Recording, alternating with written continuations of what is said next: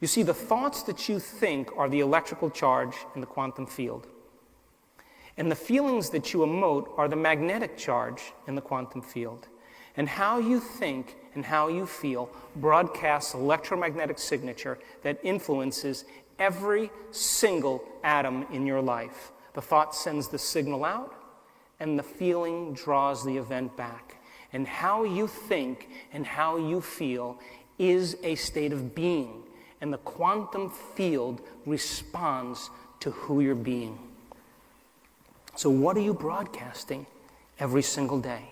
If you're walking around suffering and those emotions are driving certain thoughts, you're basically saying to the infinite field of possibilities, "Oh, great one, I am broadcasting the signature of suffering into the field. Bring me an experience to suffer more, but bring it in a way that I least expect. That surprises me, that leaves no doubt that it's come from you so I can suffer more." You see, we are not punished for our sins, we are punished by our sins. And karma happens every single day. You woke up in the morning, and before you opened your eyes, you sat up and you said to yourself, "What is the greatest ideal of myself that I can be today? One day, one lifetime." And what if you said, "Let me become conscious of those unconscious thoughts that undermine my greatness." And you said, like Gandalf on the bridge, "You may not pass today." And what if you became aware of those habits and those behaviors that were so automatic that you didn't even think about them, and you began to become familiar with and conscious of those unconscious behaviors? And you became so conscious of them, you would never let them slip by your awareness that day. And what if you said, "What are those emotions that bring me to a lower denominator?" And you said, "Those emotions are just memories from the past, and I can't create a new future holding on to these emotions. A wealthy person doesn't feel lack. An opportunity doesn't feel like fear. You only create gold with gold." And you said to yourself, "How would greatness live today?" And you began to think. Eliminate your environment, close your eyes, put your body away, and become so present in the moment that you're no longer predicting the same future based on the past. And what if you said, "I am not getting up from my meditation this morning until I am this person"? Now we're talking about a great person. And you wrestled with the old thoughts. And there came a moment where the body finally surrendered and relaxed. And like a great stallion who's bucking and kicking, that's the body. It's untrained. And every time it begins to buck and kick, you say to it, "Stay, stay." And you begin to fire and wire new thoughts in your brain. And you move into a new state of being, and you begin to teach your body emotionally what nobility feels like, what honor feels like, what abundance feels like, what love feels like. And you're signaling new genes and new ways, and you're changing the circuitry in your brain, so you're no longer living in the past, but now you're beginning to live in the future. And you get up broadcasting a whole new electromagnetic signature. And what if from that place, that new state of being, you began to create?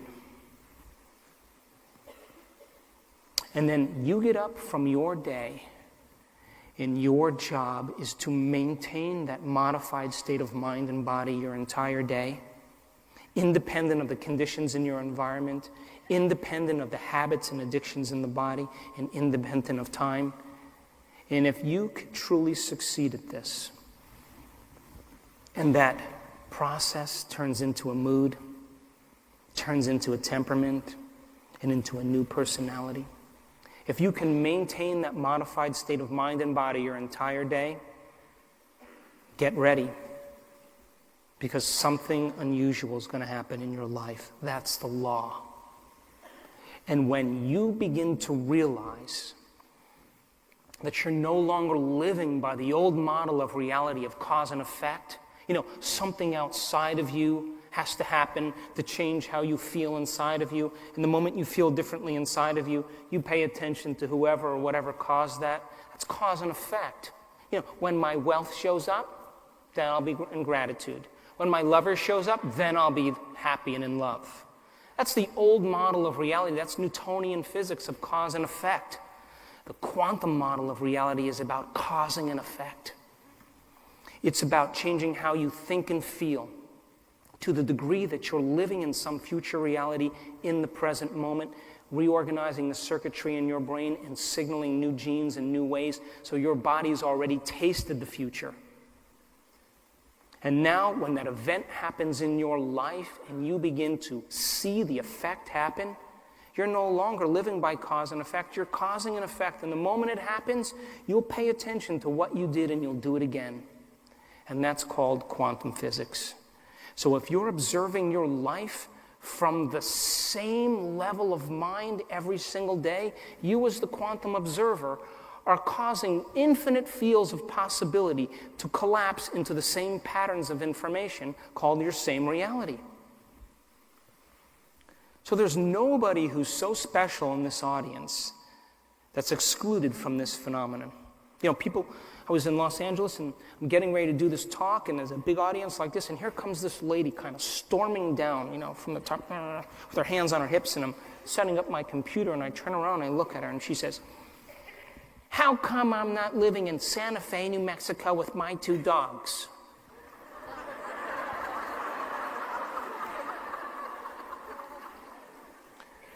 I said to her, because the person who's living in Santa Fe, New Mexico with her 2 dogs looks nothing like that.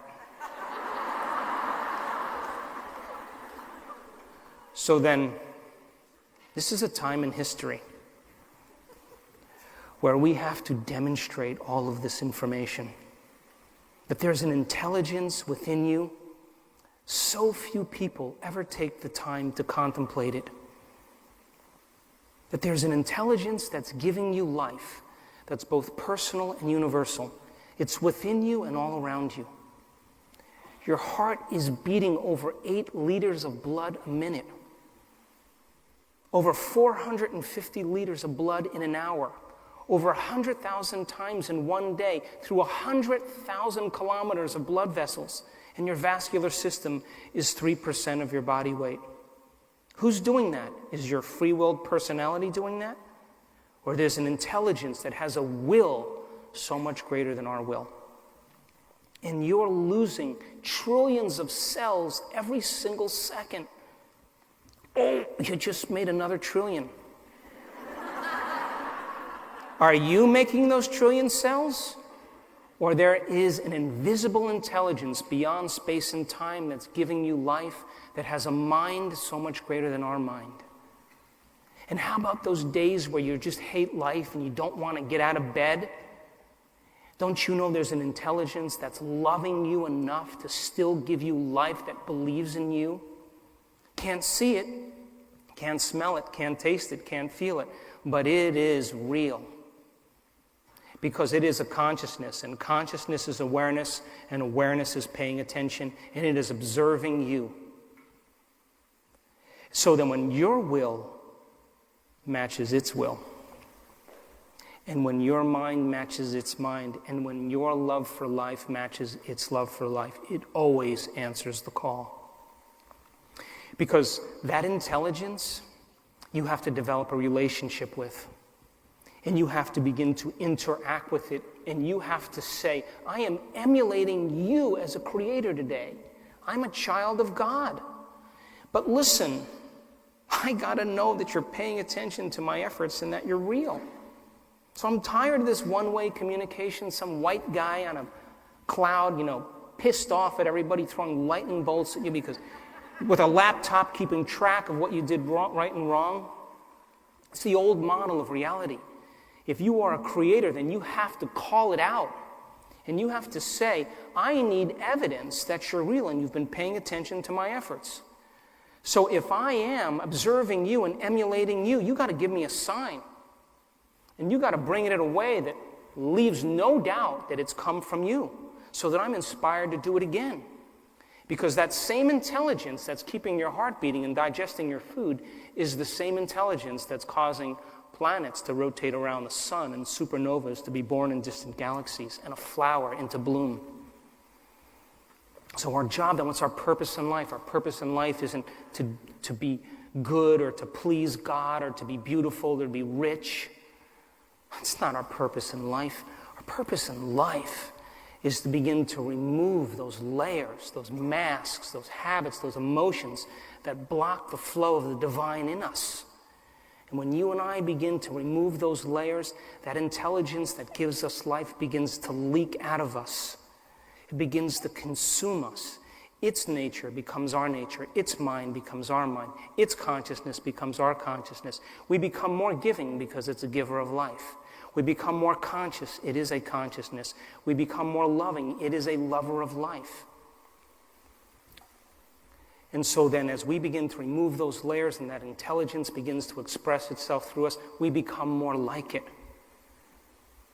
And all of a sudden now, when you overcome some aspect of you and you freed yourself from the chains of the past and you are in love with life, there's only one thing you want to do when you feel that way.